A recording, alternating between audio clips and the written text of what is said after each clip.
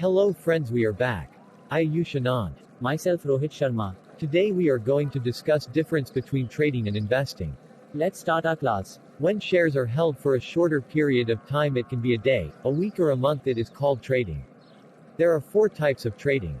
First, scalp trading. Second, intraday trading. Third, swing trading. And fourth, position trading. Let's start from number 1.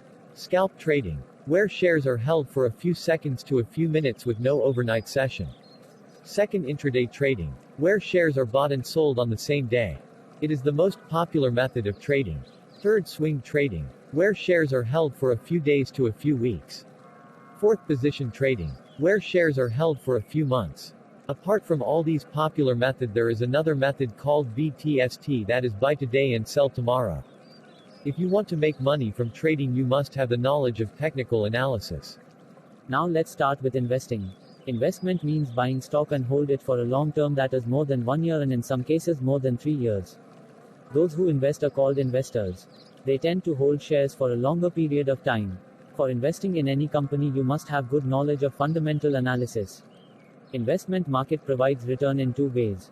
First, dividend. Second, capital appreciation. Let's start with dividend. A dividend is a part of distributable profit whose payment is made by company to its shareholders.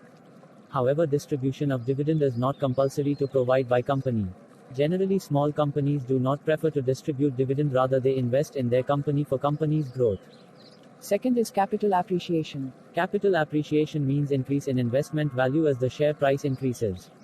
Suppose you bought a share of XYZ company 3 years ago at rupees 1000 and after 3 years the value of that share is rupees 1500.